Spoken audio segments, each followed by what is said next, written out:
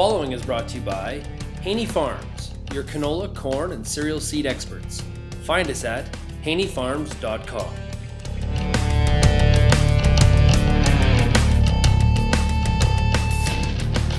We're joined right now on RealAgriculture.com by Lyndsey Smith. She is the editor with Grainews. Welcome today, Lyndsey.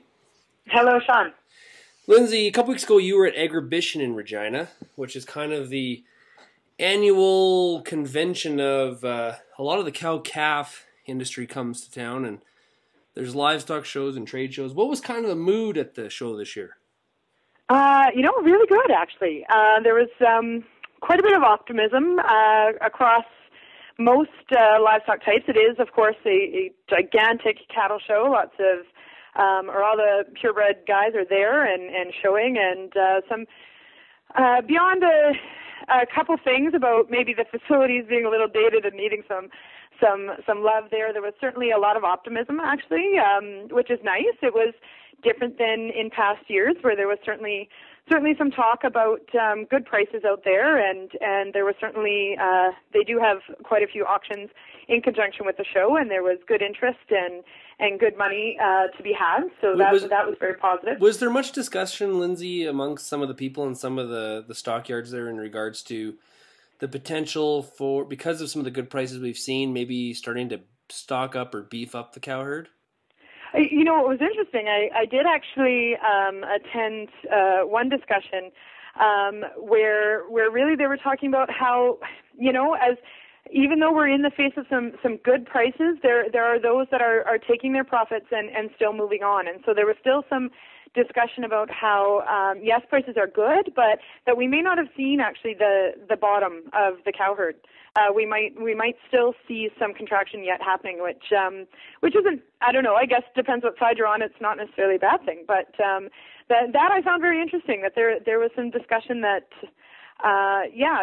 this is, there were a lot of ranchers probably out there waiting for these prices to come back so that they could take their profits and retire or get out of the business, and so we may still see more of that. So how was the attendance from some of the younger ranchers and people in the purebred industry at the show? Was there a good collection of them? Yeah, a good mix. Certainly it's always neat to see, and I don't know, maybe just the young people are told they have to stick with the cows and clean up the poop. I don't know, but no, it was a good mix of young and old and that sort of stuff. So no, it was good.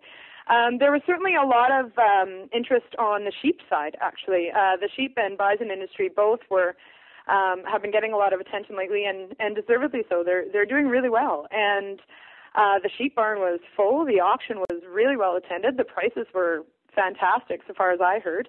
I've actually talked to some sheep producers since then who said they wish they had brought twice as many animals to the auction because the prices were so good. So that was actually really interesting, and there was certainly some discussion about encouraging more people to think about adding sheep or starting a sheep operation. So was there a lot of want to start a sheep farm, sign up here kind of booths going on? Or well, not quite, but there certainly there was signage up and a lot of discussions going on over a cup of coffee about the optimism in that industry specifically, and that we need more sheep in Canada, we need more producers, and those sorts of things. So yeah, there was some of that going on. Maybe not quite a booth having people sign up acres yet, but definitely some encouragement to consider it as. You had said to me earlier that somebody with a small amount of land can start a pretty sizable sheep herd. Yeah, or a flock. Sorry. Yeah, a flock. Yes, yes, and especially with as much as we understand with cattle grazing systems and intensive grazing practices and those sorts of things, you can, the neat thing about sheep is they are ruminants like cattle, but they actually they'll eat even a bigger variety of plants, and some of the less desirable, less palatable plants for cattle, sheep will actually graze. So they actually, they can do well on a very small land base. They can do well on marginal land, even more so than cattle, and dare I say it, they could actually be grazed together, but I wouldn't suspect that all the ranchers are going to run out and by sheep, but they could be. And so it is. It's something that you don't necessarily need a huge land base to do productively either. So that was interesting. Is there a concern amongst some of the sheep farmers that there's such an financial enticement to enter the industry that we could very quickly move to an oversupply situation? Similar to kind of how ostriches and things worked out. Well, the lovely thing about the sheep industry is it's a much more mature industry. It is not a cottage industry. It's not a purebred only industry. I mean, there's been sheep production in Canada for a very long time. There is a growing demand, yes. However, there's also a very solid